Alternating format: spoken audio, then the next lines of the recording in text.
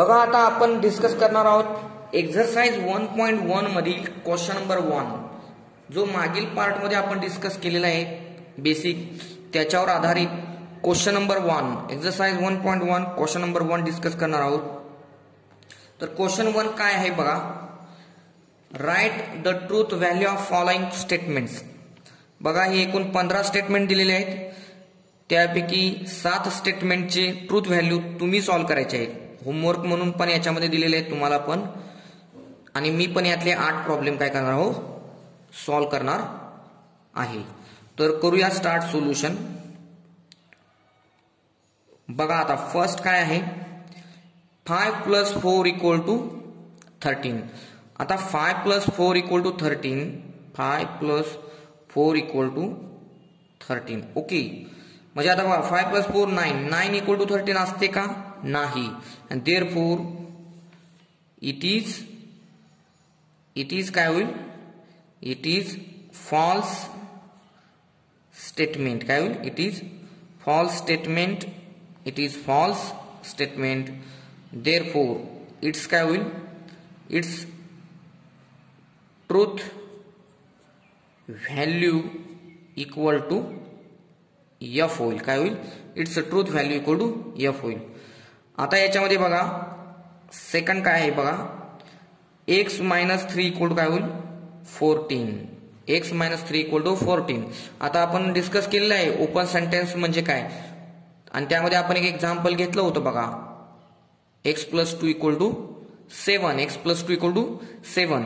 तर तशाच टाइपचं काय हे एक्झाम्पल आहे बघा, x - 3 = 14 म्हणजे काय, दिस is open sentence, this is open sentence, this is open sentence, therefore this is not statement, this is not statement okay. आणि स्टेटमेंटच नसल्यामुळे याला कोणतीही ट्रूथ व्हॅल्यू नसणार आहे ओके। तर आता बघा थर्ड आहे होमवर्क, थर्ड काय, क्लोज द डोअर ओके। आता फोर्थ बघूया,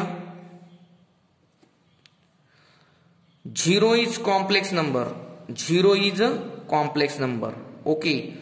तर आता बघा 0 इज कॉम्प्लेक्स नंबर, तर आपण एक घेऊया complex number z = 0।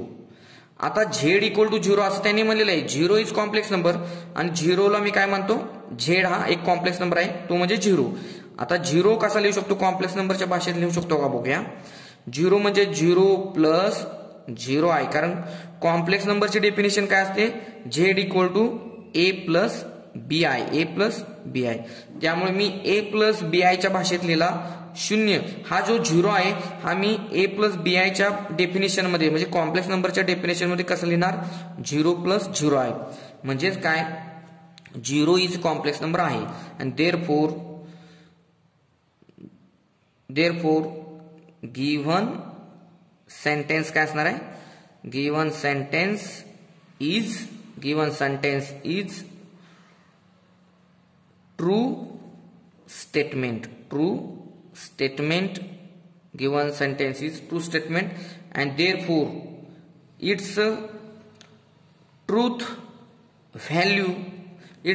value equal to t, कारण ट्रू स्टेटमेंट असेल तर त्याची ट्रूथ व्हॅल्यू असते कॅपिटल T ओके। आता यानंतर बघूया नेक्स्ट फिफ्थ बघा, फिफ्थ आहे homework, please get me breakfast. पुन्हा सिक्स्थ बघा, सहावा प्रॉब्लेम आहे, congruent triangles are similar homework. आता बघा सेवंथ बघा, सेवंथ काय आहे, सेवंथ डिस्कस करूया ओके। तर बघा सेवंथ आहे, सेवंथ प्रॉब्लेम आहे बघा काय आहे, x² = x।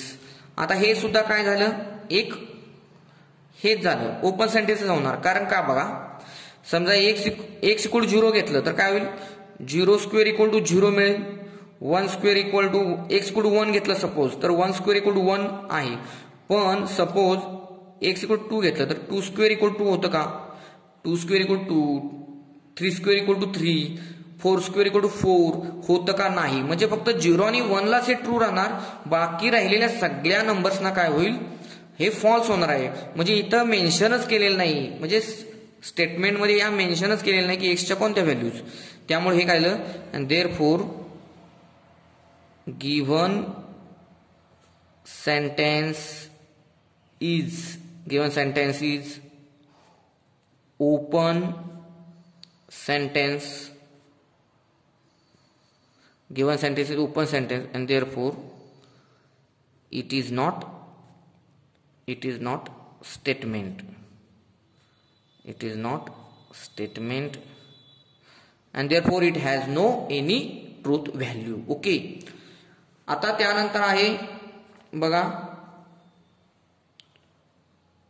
8th problem. बघा 8th प्रॉब्लेम आहे तो तुमच्यासाठी काय आहे, होमवर्क आहे. काय आहे, होमवर्क आहे. 8th problem, quadratic equation can not have more than 2 roots. Quadratic equation can not have more than 2 roots. Okay, homework आहे. त्यानंतर 9th बघा, do you like mathematics. Very easy question आहे बघा, डू यू लाईक मॅथमॅटिक्स. तर बघूया 9th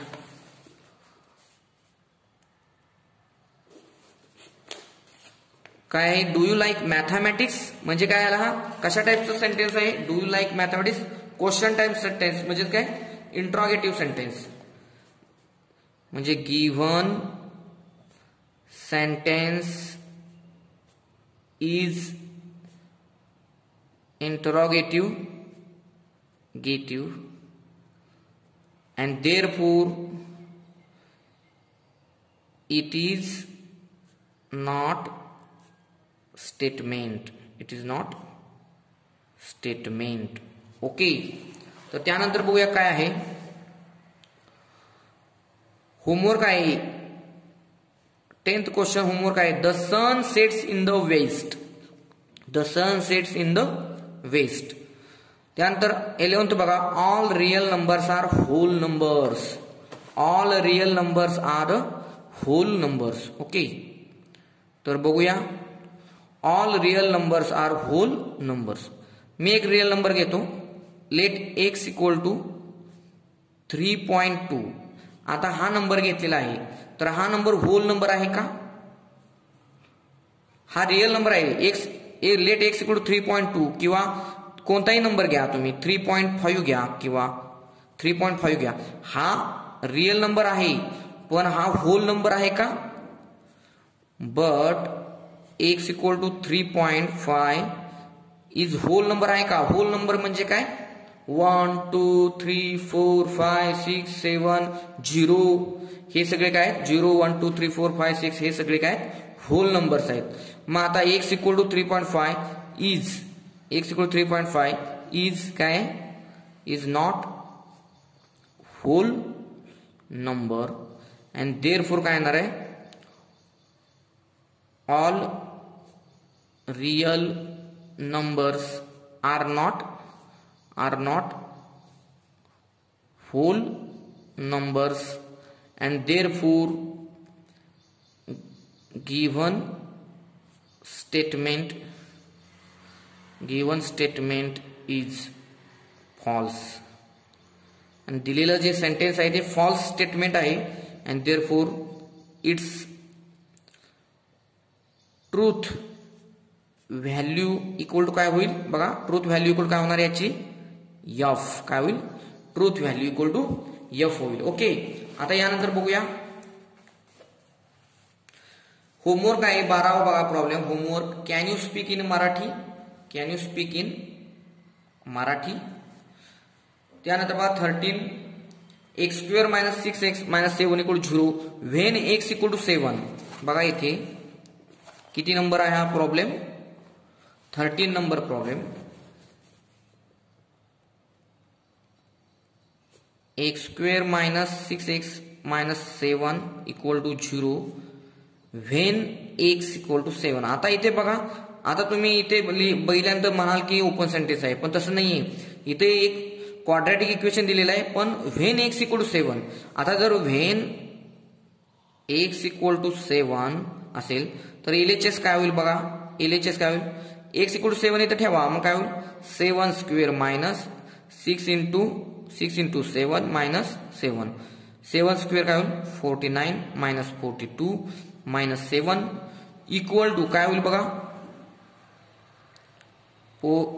किती होईल 0 म्हणजे इक्वल टू RHS. म्हणजे काय आलं दिस सेंटेन्स इज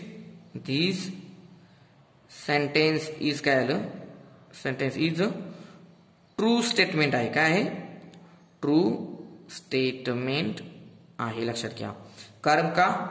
कारण हे दिलेलं आहे त्याच्यामध्ये when x equal to 7 x ची व्हॅल्यू दिलेली आहे तुम्हाला, त्यामुळे आणि ती दिलेली व्हॅल्यू ह्या इक्वेशनला सॅटिस्फाय सुद्धा करते, त्यामुळे ते ट्रू आहे. जर सॅटिस्फाय करत नसती तर तुम्ही काय म्हणला असता false statement. And therefore truth value equal to काय होईल T. ट्रू स्टेटमेंट असल्यामुळे ट्रूथ व्हॅल्यू काय होईल truth value equal to capital T. आता नेक्स्ट बघूया XIV 14वा प्रॉब्लेम बघा. Sum of cube roots of unity is 0. Sum of cube roots of unity is 0. तर बघूया आता इथे काय होतं ते. Sum of cube roots of unity is 0 म्हणजेच काय 1 plus W square equal to 0. आपल्याला माहितच आहे क्यूब रूट्स ऑफ युनिटीज कोणत्या आहेत 1 W आणि W square are the cube roots of unity. लक्षात घ्या, पुन्हा एकदा लक्षात घ्या.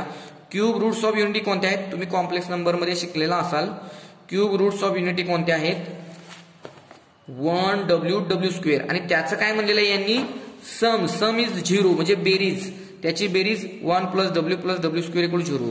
तर हे काय आहे this sentence is a true statement. This sentence is a true statement आहे. हे ट्रूच आहे कारण हा एक थेरम असल्यासारखंच आहे. This sentence is a true statement and therefore it's a truth value काय होईल it's a truth value equal to काय होईल बघा it's a truth value equal to T. काय होईल it's a truth value equal to T. Okay. तर आता बघा यानंतर काय होतं ते. तर अशा तऱ्हेने बघा यानंतर आहे होमवर्क. बघा 15वा problem. It rains heavily. Homework म्हणून आहे तेव्हा तुम्ही जे तुम्हाला प्रॉब्लेम्स होमवर्क म्हणून दिलेले आहेत ते तुम्ही काय करा सॉल्व करा होमवर्क म्हणून. ओके. आता नेक्स्ट पार्ट डिस्कस करूया. Simple statement. कसली स्टेटमेंट आहे ती सिंपल स्टेटमेंट म्हणजे काय बघा statement which cannot be split into 2 or more statements is called simple statement. म्हणजे सिंपल स्टेटमेंट म्हणजे काय असं स्टेटमेंट की जे काय करू शकत नाही आपण ब्रेक करू शकत नाही 2 किंवा 2 पेक्षा जास्त वाक्यांमध्ये आपण काय करू शकत नाही ते स्प्लिट करू शकत नाही. ओके. तर एक्झाम्पल बघूया. Example very easy. बघा एक्झाम्पल काय आहे for example Mumbai is the capital of Maharashtra. Okay. तर आता हे काय झालं हे एक सिंपल स्टेटमेंट झालं ज्याचे तुम्ही काय करू शकत नाही 2 किंवा 3 भाग करू शकत नाही म्हणून याला सिंपल स्टेटमेंट म्हणलं जातं. आता कंपाऊंड स्टेटमेंट. कंपाऊंड म्हणजे कंपाऊंड कसं तयार होतं तर 2 किंवा 3 पेक्षा जास्त जर घटक एकत्र आले तर त्याला आपण काय म्हणतो कंपाऊंड म्हणतो. काय म्हणतो कंपाऊंड. तर बघा कंपाऊंड म्हणजे काय combination of 2 or more simple statements is called as compound statement. बघा combination of 2 or more simple statements is called as a compound statement. म्हणजे 2 किंवा 2 पेक्षा जास्त सिंपल स्टेटमेंट्सचं जर कॉम्बिनेशन आपण घेतलं एकत्र केली त्यापासून तयार होणारं जे स्टेटमेंट असतं त्याला आपण काय म्हणतो कंपाऊंड स्टेटमेंट म्हणतो. For example 2 is prime number